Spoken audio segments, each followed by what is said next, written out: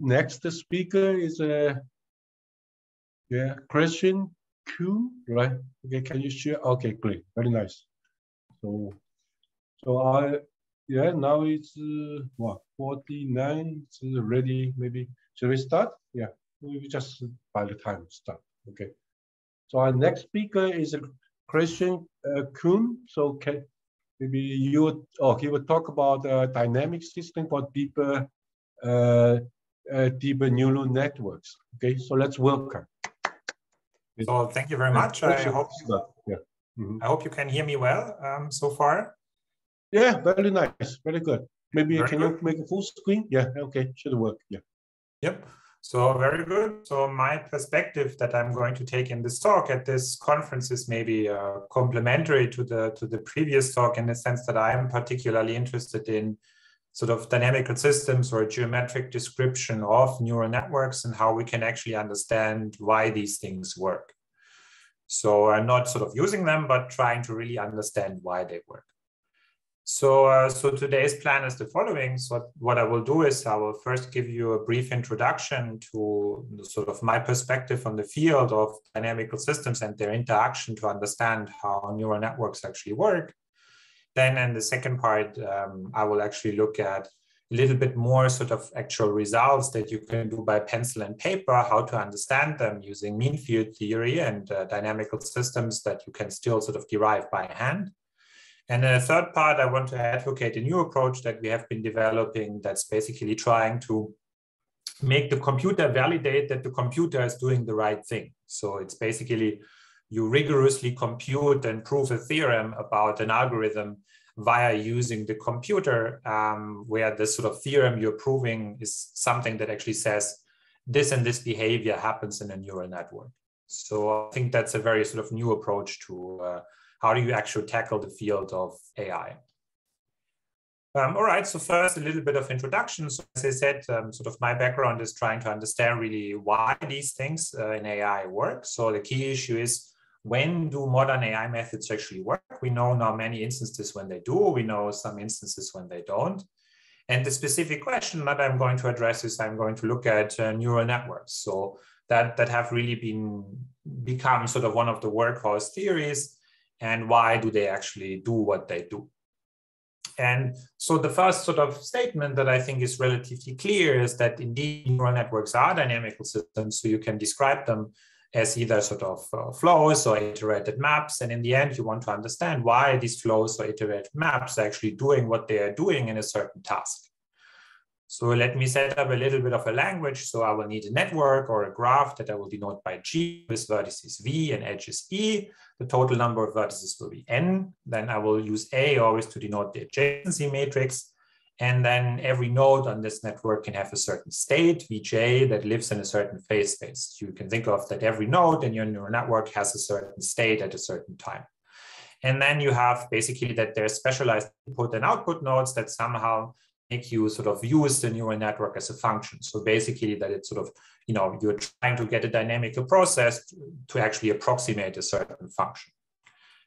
So there are two dynamical processes that are sort of running that are important. Namely, there's the propagation of information on your neural network. So either via layers or via more general recurrent neural network structure, I will call it information propagation.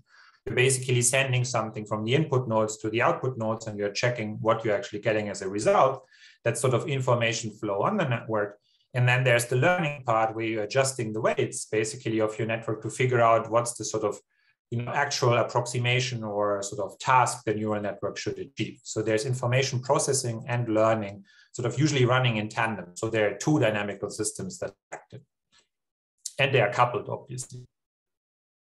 So the propagation on the network, meaning that you actually have some sort of evolution on the nodes.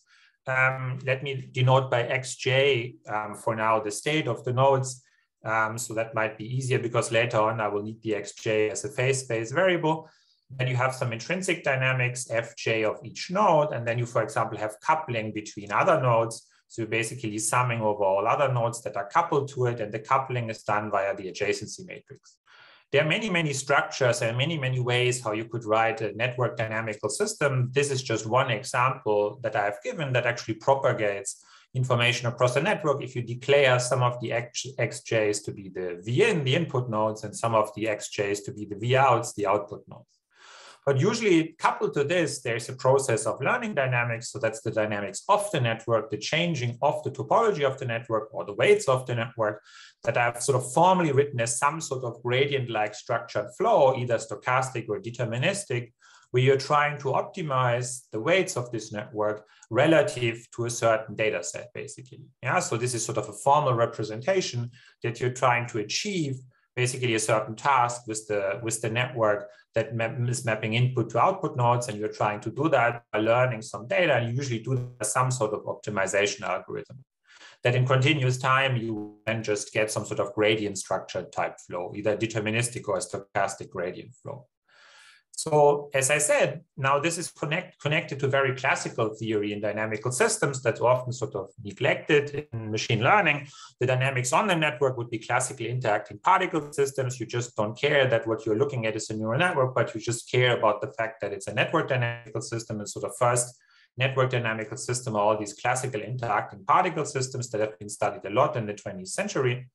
And the dynamics of the network is basically how you adjust the weights. This will be optimization algorithm dynamics. This also has been looked at from a dynamics perspective a lot, because usually these are schemes that you can interpret then as you start with the value, you try to optimize.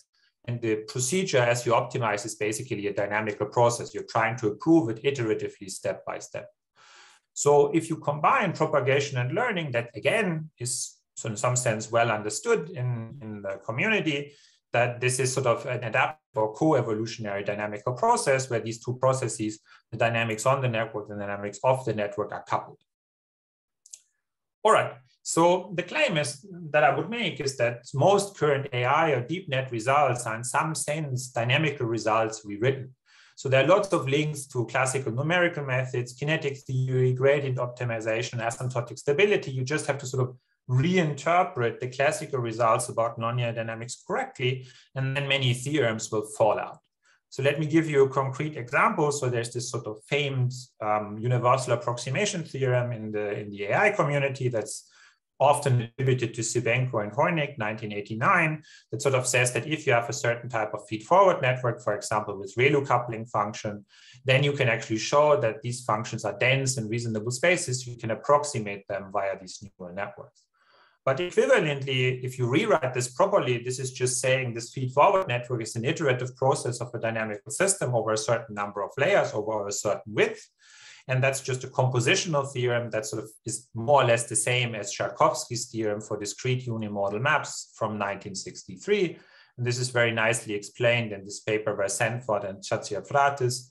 But there are also many other papers that point this out, where you can actually show that Tchaikovsky's theorem gives you sort of this universal interpolating power, and that's sort of you can reinterpret that as a universal approximation theorem. And that's actually true for many sort of theorems on deep nets and AI. That sort of, you can, if you look at it at the correct lens, they are effectively dynamical systems theorems. So what is new? So what if I say, or if I claim that many theorems can be rewritten, there's actually some new challenges that have arisen in the last 20 years where you somehow can't use classical theorems anymore.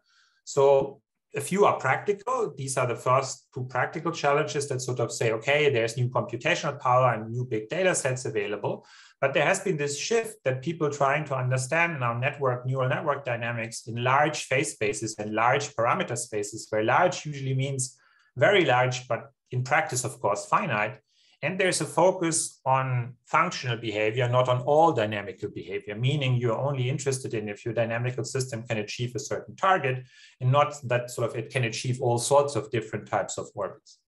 So the core challenge, the way I see it, is actually, if you want to understand modern AI, is you have to study large, highly nonlinear and heterogeneous network dynamical systems. And if you can do that, then actually you will be able to understand why many of the practical sort of deep net algorithms actually work the way they do work. So today I will show you two little contributions that we have made that I think are rather nice. So I want to develop mathematical methods that explain me why these large nonlinear and heterogeneous network dynamical systems work the way they do. The first part will be sort of rigorous mean field theory for an object called the Graphop. I will explain what that is, which is basically a pencil and paper theory to address this core challenge to understand how large nonlinear heterogeneous network dynamics works. And then the last part, in part 3, I will sort of have to give up my pure pencil and paper work, because at some point you can't do nonlinear dynamics purely with pencil and paper, but you can still do it rigorously by using the computer basically to prove theorems about a computer algorithm, which is very nice. It's a sort of new strategy from nonlinear dynamics that we are trying to introduce into neural network theory, and jointly with Elena Queirolo, where we are trying to sort of get rigorous validation algorithms for dynamics to work in the neural network setting. All right, so let's start with this part 2, this mean field theory for heterogeneous networks. So for didactical purposes, I will look at particular types of network dynamics, but this particular type of network dynamics, you could substitute more or less any sort of reasonable right-hand side and reasonable network dynamical system that you wanted to. Take your favorite neural net, take your favorite interacting particle system. They are all sort of structured usually the same. You have some individual node dynamics, which I here will denote by theta j, because I will use this Kuramoto type dynamics as an example, where these theta j's usually denote phases, and the phases are usually on the circle, so they are angles. So that's why I will use this notation for now for didactics, because that's the most classical thing of theta j's, of Kuramoto-like interacting particle systems. And most of these things are, you look at your neighbors, you look at all the guys that you are coupled to, and you check which ones you are coupled to by this adjacency matrix AJKN, and then you adjust your dynamics by some interaction function. The classical Kuramoto one would be the sign, but you could write any sort of interaction function G here. And then you, at your next dynamical step, basically you do what is sort of the aggregate dynamics of your neighbors. You can do that in continuous time, discrete time. All of this is more or less, in the end, convertible into each other if you understand the general theory. And let me assume for now that this sort of coupling matrix is actually sampled from a graphon. So think of it as an LP function on the unit square, and you sample that LP function on the unit square over a grid, and you evaluate it, say, at the center of the grid cell, and at the center of the grid cell, you place a value, and from these values, you're actually getting your adjacency matrix. And if you take this sort of adjacency matrix to a limit, then it's classical sort of graph limit theory by now from Lovac and collaborators from the mid-2000s that tells you that this guy might converge. So you might have that this graphon in the very large limit, if n tends to infinity and you have many, many particles, that might converge to a function on the unit square W. Yeah? So we will use this idea to study large heterogeneous networks by saying, we are interested in doing pencil and paper analysis, and the mathematical limit, or the vehicle that we are using to do this, we are trying to understand the large scale limit as n tends to infinity, because then we can hope, if we have, say, a neural network with very, very big depths or very big width, then if you take the width or the depth to infinity, you could still hope to do something by a pencil and paper. So in these classical Kuramoto type models, you can actually then check, okay, if there's a convergence of the adjacency matrix in a sense, in this graphon sense, to a limiting sort of graph object, a so-called graph limit, then you can hope that if you look at the sum that's on the right-hand side of this model, that this actually converges to an integral. Yeah, that would be the hope somehow. And the integral would be flavored with the fact that you are integrating over the limiting graph limit, the so-called graphon kernel W, Z, Z tilde, and the sort of U, which is the density of a typical oscillator, which you want to know because that's the mean field limit that you're after, that somehow is involved in a double integral with respect to the coupling function, with respect to how you're coupled to your neighbors. And the typical oscillator then should be described sort of roughly by hoping that you look at this integral formulation. So indeed, this is true. There's a paper from, for example, there are many papers, of course, it's a classical theory. Chiba and Medvedev gave sort of an upgrade of this theory where the AJKNs are actually matrices and it's not an all-to-all coupled system. And they gave an upgrade that indeed the Kuramoto mean field limit, so it should be mean field limit, not mean limit. Vlasov PDE is actually given by sort of classical first order PDE, a transport type PDE, but with a non-local operator, where this alpha in this non-local operator is actually distribution of the intrinsic phases of every oscillator. Yeah? So roughly speaking, what this theorem says is you can describe the whole network dynamics in some sense by looking at a typical oscillator. And this typical oscillator has a certain density U. So being at a position theta at time t is described by this equation, and it acquires an additional index for the heterogeneity because not every node has the same coupling structure to every other node. Now the mean field limit acquires a function ut theta z, where z is actually taking care of how you are heterogeneously coupled to all the other nodes. So that's of course very applicable to neural network theory, but there is a sort of problem in this sort of structural framework. And the problem that we addressed is that these graphon limits have major restrictions. So graphon and graphing limits are very combinatorial derived objects. And if you want to have them analytically, it can be difficult to deal with them. Many intermediate and sparse graphs are not included as graph limits via graphons. And graphons are integral operators with a density or kernel. So you can define them as an operator that acts on a function that has a kernel. So basically you have an object that is absolutely continuous with respect to Lebesgue measure, which is quite a strong requirement. So you can deal with intermediate and sparse graphs where you might not have actually in the graph limit this W, this sort of kernel. And indeed, for most neural networks, that is actually will be true because most of them will be reasonably sparse or at least very close to sparse because the weights will be very small, certain weights. So you can't really hope that indeed you can do this in the end with pure graphon kernels. I couldn't tackle this problem for a while, but luckily there was a paper that sort of helped me out because people in Hungary, Agnes Backhaus and Balázs Segedi, they'd written a paper where they proclaimed that somehow you can rewrite all of this sort of graph limit theory in a more analytical framework using operators and measures. And indeed, so they say, okay, we present a new approach to graph limit theory that unifies and generalizes the two most developed directions, namely dense graph limits, so graphons basically, more or less, yeah, and Benjamini-Schramm limits, yeah, so these are basically limits of sparse graphs. And they somehow propose a new framework, and that new framework I've made to use. These are called Graphops or graph operators, and these graph operators can actually help you to tackle all sorts of dynamical systems or networks.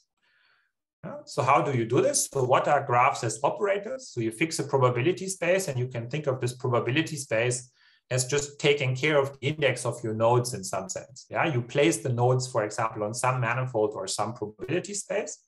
You consider the associated LP spaces, and you say an operator from L infinity to L1 with finite norm is called the P operator, and the positivity preserving symmetric P operator is a so-called graphop. Basically, it behaves a little bit, you can think of the adjacency matrix as an example. I will show this on the next slide. And these operators are particularly useful to later on, we shall see, to get mean field limits. So a graphop that's sort of important can also be represented via fiber measures. So you can actually represent, similar to the Reed's representation theorem, your operator A, as acting on a function as an integral, but via a family of measures. And this family of measures has a nice interpretation. So you know that the space where your family of measures is indexed on that represents vertices, sort of the neighborhood around this point, so around the Z, gives you the local connectivity. So the measures somehow prescribe how your points are locally connected. And the product space of omega cross omega basically describes all the edges. So you roughly have converted, the theory of network dynamics, or, if you want to specialize it, the theory of neural network dynamics into the language of operator theory and measures. And then it's, of course, much nicer to actually work with this dynamically.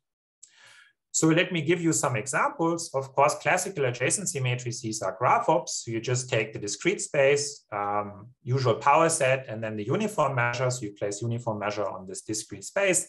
And then you just have functions on this space are basically just normal mappings into R. And you take the usual matrix vector multiplication, and then you evaluate that resulting function.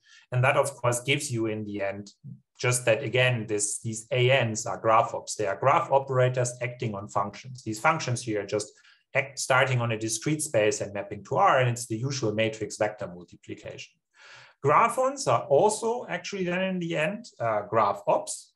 So you can also show this. So you basically take a function. Here you, for example, can take 0, 1 or some more complicated manifold if you wanted to.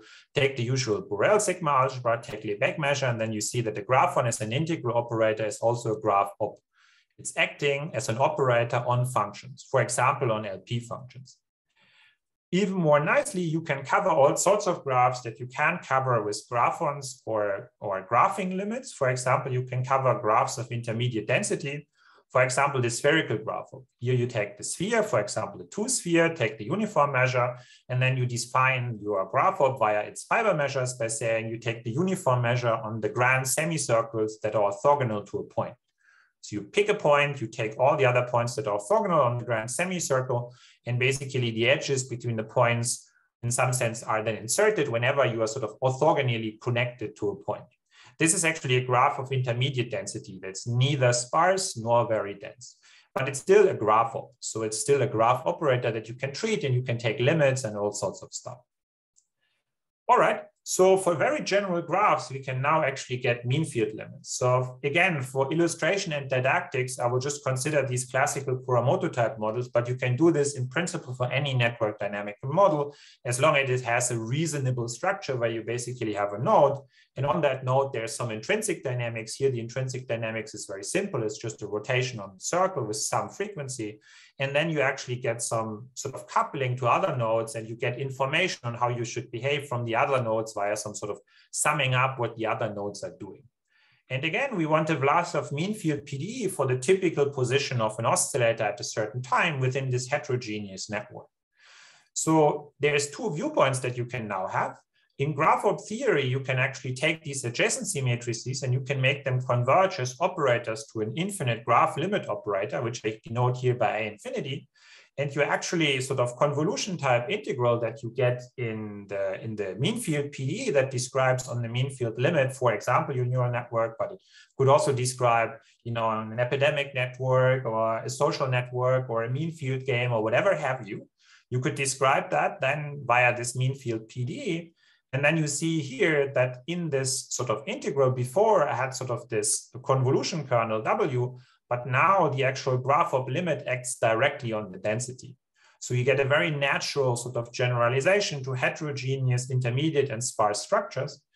And you can actually also do this via fiber measures, where the fiber measures then become more or less most generalized versions. You're basically integrating against all the fibers, and depending on which fiber you are, you basically get an entire family of mean field limit PDEs. So basically how heterogeneous you are determines how big your system of mean field PDEs becomes, which is actually very much applicable to neural nets, because in some sense you anticipate that if they really in the end are tractable, they should not be too heterogeneous, but they should also have some heterogeneity. So you expect somehow some reasonably low dimensional subspace in Z to govern the final mean field dynamics of your PDE. So you might wonder, these PDEs that you get from network dynamical systems, are they actually, reasonable? So do they in some sense approximate these finite dimensional systems when n is finite but large? And are they well-posed PDEs? And indeed, you can show that. So you can actually show, I will give this only as informal statements and refer you to the papers for all the technical conditions that are very long to write down. You can actually show existence, uniqueness, continuous dependence, and the finite dimensional approximation of the particle system for these mean field limit loss of PDEs for various classes of these Kuramoto-like and more generalized models via Graphop operators. And we used in this first paper graphon approximations and harmonic analysis techniques to prove this. And we need to keep careful track of certain norms and metrics to figure out that we are indeed approximating the finite network dynamics by this infinite dimensional PDE. In the second sort of sequence of papers, the first one was with Gkogkas, the second one was with Chuang. We actually proved existence, uniqueness, and continuous dependence by using measure theoretic viewpoints. And we used purely fiber measures and avoided all graphon theory. And we were able to prove again the existence of a well-posed Vlasov limit PDE. And we even recently have extended this from graphs to hypergraphs, which is very nice. Then we also proved that we can do this for full sort of neural network type models, where actually you not only have the dynamics on the network, but you have the dynamics also off the network, meaning that you have some adaptation of the weights via learning. So this third theorem, we have two papers on this. I'll only cite the continuum limit paper here, which is a slightly different variant of the mean field limit, but we can also do the mean field limit. There's another paper that we have on the mean field limit, where you can show that indeed, if you couple in optimization, for example, or any sort of other adaptation in the variables on the weights, at least for a certain restricted class of adaptive or co-evolutionary systems, we can prove that, again, we are allowed to pass to the limit, which is then a PDE that you can hope to analyze and which you can hope to understand to figure out what your neural net, for example, is doing. Yeah. And we can also then, if you have that limit, you can analyze it. You can do stability analysis, numerics. You can actually figure out what this is doing. You can figure out when, for example, a certain network achieves a certain synchronized or desynchronized state. And you can test your theories about your finite particle systems via pencil and paper methods that are applicable to this infinite dimensional limit. So in this first part of my talk, I hope you have seen that there's sort of this, dichotomy, I would say, of, trying to really push, but when you push, you need to take advantage of the limit as n tends to infinity. Suppose you didn't want to. Suppose you said, okay, most neural network algorithms are finite in the sense of you have a finite neural net despite the fact that n is large, and you really wanted to prove a rigorous mathematical theorem about network dynamics for finite networks. Yeah, finite but n being big. Yeah, so the neural networks, suppose, in practice, are finite size but very large. They are highly nonlinear, despite the fact that, if you look at something like Queirolo, it tends to fool you to think, well, it's, linear there and then linear there, and it's not so bad. But once you start iterating and combining, these are, of course, highly nonlinear systems, so don't be fooled by this. And they are primarily used as computational objects, so often it's even difficult to access what people are doing in the computation. That's just the algorithm available. So how would you do a pencil and paper proof to, for example, validate that the neural network is doing the right thing that you wanted to do or not wanted to do?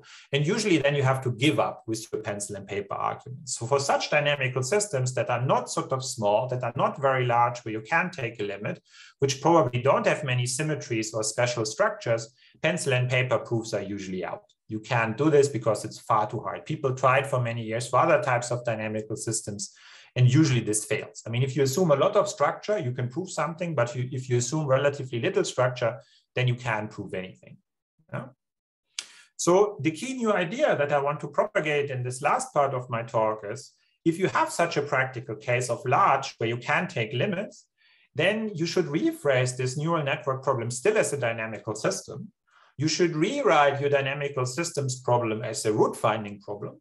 And then you should employ modern techniques that allow you to rigorously validate via a computer that to the zero problem solutions actually exist. And then you should translate the results back to your original neural network behavior. So basically, this is saying we want to use the computer to prove what the computer is doing, but we want to do it rigorously. Yeah? Sounds a little bit mad in the first place, but if you think about it in more detail, it's actually, I think, a rather creative approach. So as I said, this is joined with Elena, Queirolo, a postdoc of mine. So let's think of an example. Let's think of a typical standard neural network architecture. Let's do discrete time for now, but we will convert to continuous time later on. So suppose you just have sort of a layered structure where you have input layers, output layers, and hidden layers, and you have some activation function, sigma, and you have some adjacency matrix that in the end you want to optimize maybe over, and you have some bias. And you want to understand what this neural network is doing. Suppose you're given some function sigma and given some A and given some B, what's the dynamics that this thing is having? And if this is large and finite in some large but finite D, it's usually extremely difficult to prove that. Yeah? So today's example, let's just take an example that we took from the literature. Let's just take tanh as an activation function. And as in the previous talk, I will switch to the neural ODE viewpoint. And if you take and plug epsilon tanh in, and then you take the xt minus 1 over to the other side, you divide by epsilon, take epsilon to 0, then indeed you can go to continuous time. You basically get the neural ODE viewpoint. Yeah? So the question now becomes, what does such a neural ODE do? It looks innocent, but for a general large parameter space of A and B, it's actually very difficult to prove by pencil and paper what such an ODE is doing if D is particularly large. Yeah? I mean, even if you could do it for this special case, the more nonlinear and the more high dimensional you make it, the more complicated it will become. So how do we attack this problem? So first, let us fix the A. We took a paper of Chuang et al. From a couple of years ago where they fixed a certain A that's not primarily relevant. All that's relevant is that for this A, there's actually a sampling going on for some matrices, and there's a parameter, or the neural network people would say hyperparameter. This hyperparameter gamma will be our main bifurcation parameter. So we are interested in what this neural network is doing if you are varying gamma. And what we want to show is that actually it can happen that if you vary this parameter in this neural network, this dynamical system has lots of periodic orbits and has actually a very complicated orbit structure, which of course means already dynamically it's pretty dicey because lots of periodic orbits already hint at high sensitivity of your dynamical system. So let's set F to be our right-hand side vector field from this neural ODE that I had. And let's suppose we wanted to get at the periodic orbits by proving that Hopf bifurcations exist in this system. Yeah? Of course, we could try to do everything by hand, but as I said, the larger and larger these systems get, the more and more complicated it becomes to validate these conditions rigorously by pencil and paper. So you would want maybe a computer to tell you that there's a Hopf bifurcation, and from that Hopf bifurcation, the theory actually tells you that there are periodic orbits that are bifurcating off when you vary gamma. So that means you can validate the existence of periodic orbits if you can validate the existence of Hopf bifurcation and suitable non-degeneracy conditions for the Hopf bifurcation. So how would you do that? So let's suppose the first Hopf bifurcation condition you need is that you have an equilibrium point. Yeah, suppose that it exists and you know for what parameter values it exists, which just means your right-hand side vector field is vanishing. Suppose you also can calculate the eigenvalues. So what you want is to have a complex conjugate pair of eigenvalues because that gives you the main Hopf bifurcation condition that the pair of complex conjugate eigenvalues is passing through the imaginary axis upon variation of the parameter. To make this sort of a little bit nicer as a numerical root finding problem, I will also normalize the eigenvectors. So the eigenvector will be V. I will take real and imaginary part for this complex eigenvector, and then I will write it as real normalization conditions, and I will normalize that eigenvector. Yeah. So now the validation of Hopf bifurcations is effectively a root finding problem, because if you look, you have to find and solve lots of equations that actually tell you, okay, basically there's a big set of equations that have to be zero. And if they are zero for a certain gamma, then you have a non-degenerate Hopf bifurcation. Or you have a Hopf bifurcation, then you have to show that it's non-degenerate by computing a certain thing called the first Lyapunov coefficient that you can also validate, yeah, which you can also get via a zero problem. But roughly speaking, validation of Hopf bifurcations in the end, upon variation of a parameter, becomes a big root finding problem. Yeah? So you have to, show that a certain function that you have defined for a certain value of gamma actually has a root. And indeed, many dynamical systems problems, and in principle, I would say most of the interesting questions that you could ask about a large-scale network dynamical system, you could also rephrase as a root-finding problem. Yeah? You can find other types of bifurcations, periodic orbits, homoclinic orbits, invariant manifolds. With the postdoc of mine, we even looked at stochastic cases. So even for stochastic systems, for example, for minimum energy paths, you can still rephrase after you worked a lot all these dynamical systems existence problems for large scale but finite systems into root finding problems. Yeah, so you can sort of take your neural net and you can reformulate the dynamical question you are asking about it as a root finding problem. Okay. So now the problem is you have this root finding problem. How do you actually ensure that in this root finding problem, you actually do find solutions and you can sort of validate what your dynamical system is actually doing? Yeah. So, and here's one way to do this, which is the sort of recent sort of a posteriori error estimate idea that many people recently have been using, which I think is very powerful. So you're trying to use a Newton-Kantorovich type argument. So the idea is you take your root finding problem. It could even be, in the end, an infinite dimensional root finding problem. If you wanted a periodic orbit, for example, that would be useful. Yeah. And suppose you have a numerical solution that has a certain error that you have computed. So you have found that indeed your Hopf bifurcation problem or some other problem for your neural network indeed has a certain type of behavior. So suppose you had a value where you knew that a Hopf bifurcation numerically would be occurring. And the trick is, now this is of course only a numerical validation that your actual neural net is doing something that may be like a Hopf bifurcation where you vary a parameter and then it starts becoming periodic. To actually prove this, you have to show that indeed this root finding problem has an actual root. Yeah. So that means in addition, you have to define what's called a Newton map. And the Newton map is basically you look at something that's in the vicinity of this numerical solution. You do an iteration via an approximate linearized inverse at this point for this root finding problem. And you have to show that that root finding problem has a true solution. So near the numerical solution, you want to show that indeed, for example, there's a true Hopf bifurcation point or a true periodic orbit or a true invariant manifold nearby. Yeah? And there's a theorem that sort of tells you there's hope to do this, because if you look at this sort of Newton map, then if you can show certain conditions, if you can show that indeed this Newton map is sufficiently well behaved near the fixed point, so you have some boundedness, and the Jacobian is sufficiently nice behaved relative to a certain increasing non-negative continuous function rho, and this function rho satisfies certain bounds, so there are bounds on this function rho, then indeed you can show via basically the Banach fixed point theorem that T has a unique true fixed point in a ball near the numerical solution.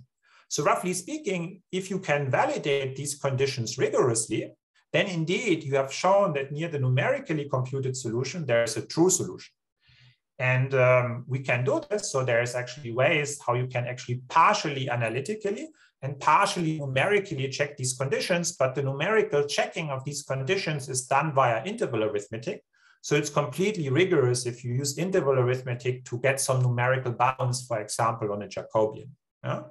And if you do that, then you actually in the end have a theorem that says, indeed, there's a true Hopf bifurcation for this large scale neural network, and without you ever having to sort of pick up really, very detailed pencil and paper calculations that are hopeless. You only do the minimal amount of pencil and paper setting up that you can do. And the rest, you let the computer prove the estimates that shows you via interval arithmetic and this Newton-Kantorowicz method that there's a true Hopf bifurcation point in the vicinity of your numerical solution.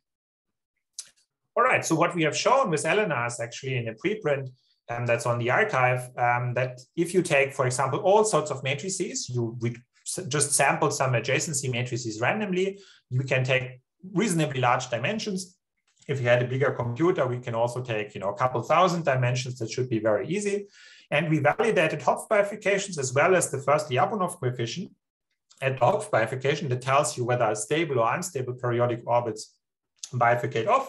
We can validate hundreds of the things, and we can actually show that in this neural network architecture, hundreds of unstable periodic orbits bifurcate if you vary this parameter gamma. That was our quote-unquote hyperparameter. Don't like the hyper in front, but it's the main bifurcation parameter that we varied.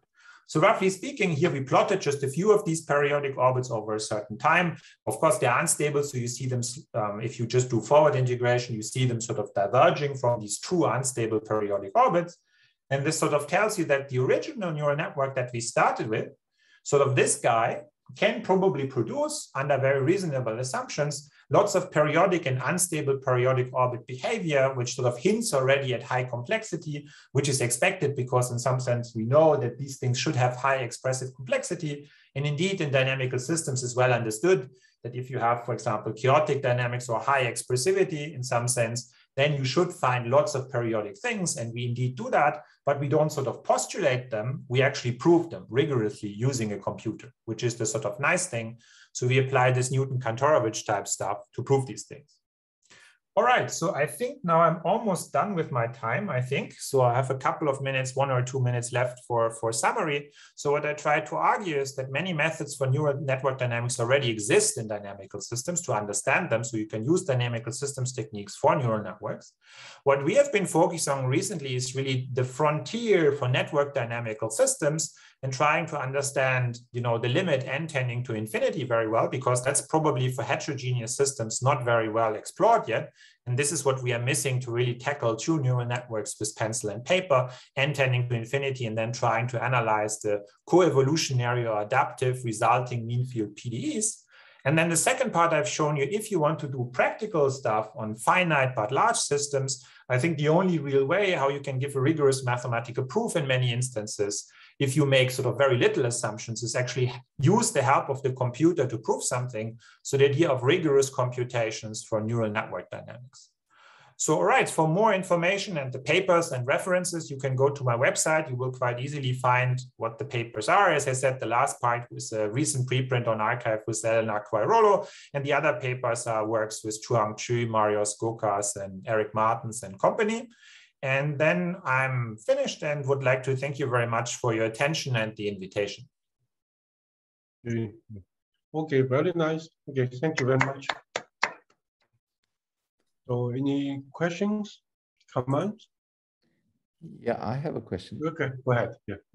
Yeah, very nice, Christian. I enjoyed it. The complexity I'm still trying to grapple is both for your first part and your second part. So in the first part, when you're looking at neural network dynamics, and especially with neural ODEs or maybe neural SDEs, then the joints are very unstable. So I was wondering, what are you capturing in your mean field PDE?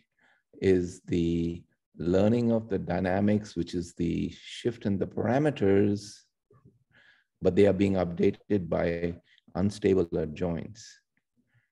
So, yeah. So how is the because the learning process is not only learning the forward dynamics, but you're learning the forward dynamics using a backward, a joint, or system. So right? That's actually something that we are in some sense working on, because currently you see that these equations here capture in some sense the propagation on the network only. So that would be with fixed weights, right? So you haven't learned anything yet. So the weights are fixed. You haven't done any learning or any adjoints or any whatever, yeah. But then if you would say that these AJKNs, if they are dynamic, so you actually give them dynamical equations, so you learn them, say, via an optimization algorithm, or you learn them via whatever method you are planning to learn them, adjoints, whatever optimizer you want to use, then what you get is a coupled dynamical system. You get one dynamical system for DAs, so for learning the actual weights of the network, and you get one dynamical system for the propagation of the function that basically your network is defining. And currently what we can prove is that for certain restricted classes of these sort of coupled systems that are technically correctly called, I think, adaptive or co-evolutionary networks, where there's learning and information propagation, we indeed have a mean field equation. And the mean field equation for the learning is some sort of rather ugly measure-driven or measure sort of centric differential equation that is very difficult to write down here on this slide. And we only can prove this for certain sort of special classes of learning or special classes of evolution for DAs.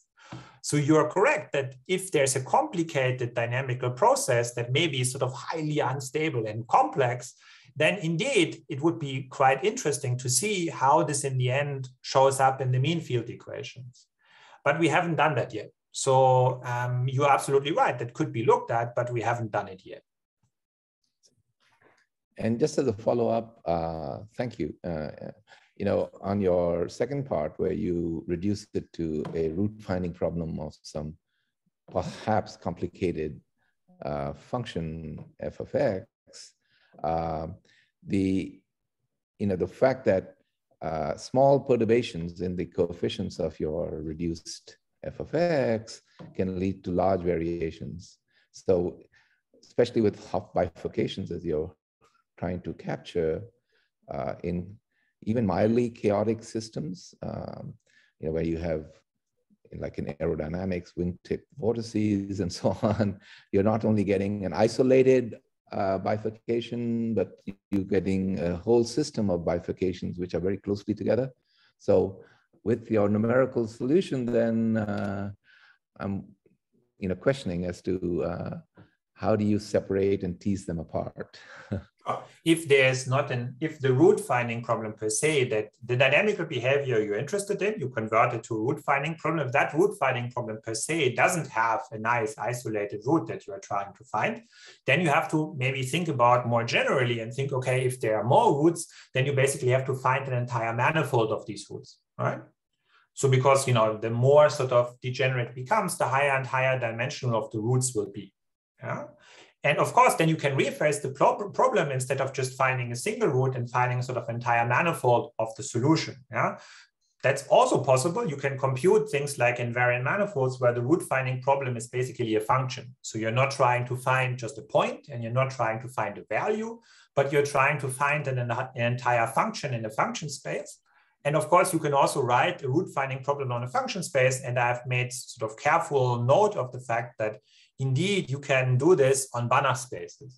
So if you have actually an object that's higher dimensional, you can do the whole thing in Banach spaces. And people have done, like in classical sort of fluids applications, for example, even validation of very complex solutions in turbulent and Navier-Stokes type flows, where the computer has been able to prove that there exist these very complex solutions. So indeed, this, if you phrase it correctly, I think this is one of the few ways how you can rigorously mathematically prove the existence of very complicated objects. But you are correct that the more complicated the object of the sort of root finding problem is, the more care has to be taken. Yeah, no doubt. Yeah. Excellent, very nice. Also, just in closing, can you give my best and very best regards to your colleague, Barbara Wolmuth?